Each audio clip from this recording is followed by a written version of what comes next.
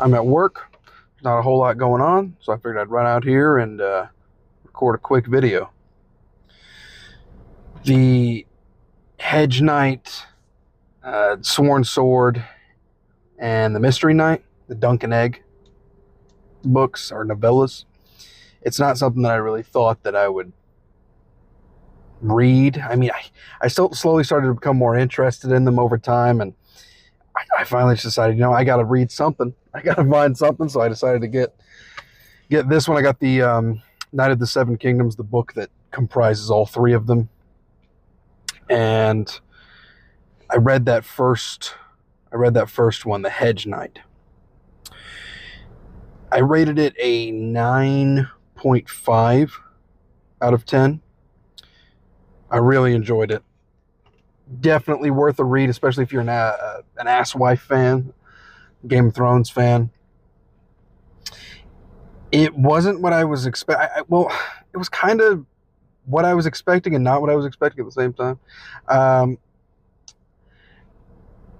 For some reason, I thought it was going to be like less violent than Game of Thrones was. Less inappropriate. I don't know why I had that vibe about it, or I had that vibe, but it's definitely not.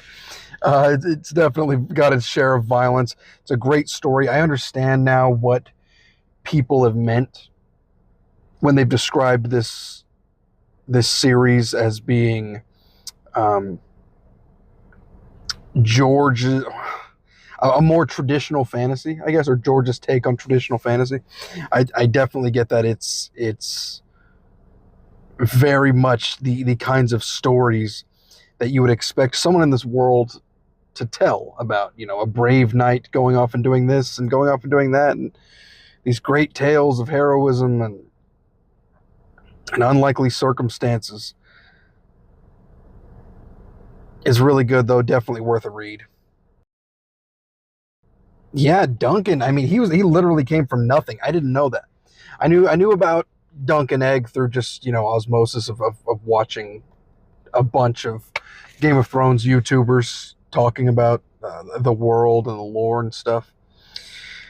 But I didn't know he literally came from like the bottom, like flea bottom, orphan, picked up by a crappy hedge knight and made into a squire.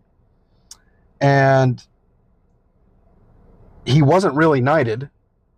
I'm like 99% sure that's what it's implying. I don't think it's actually said it out loud, but man, I'd have to try to reread that first one, those first few pages, to find out when he's burying Sir Arlen.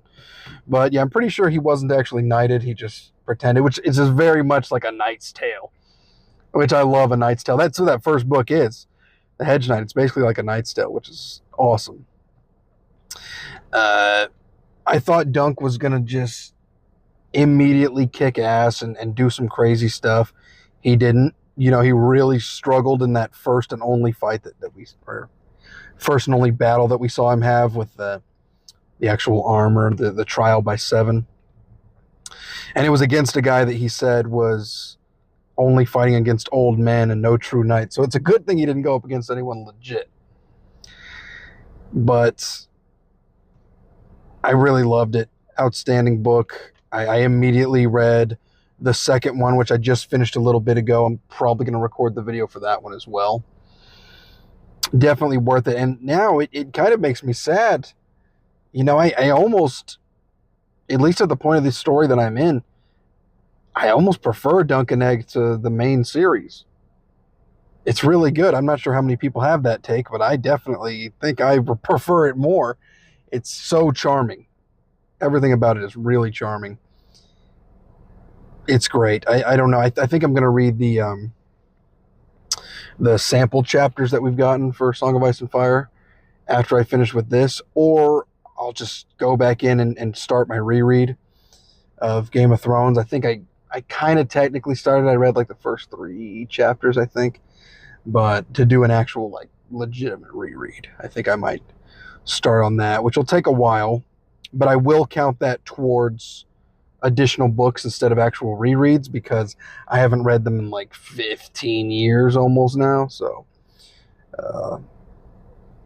I'll definitely be doing that, with the exception of A Dance with Dragons, which I just barely finished last year before last, I think. But yeah, it's great. Definitely read it. If you haven't, 9.5 out of 10, 100% worth it. Thanks for watching. Adios.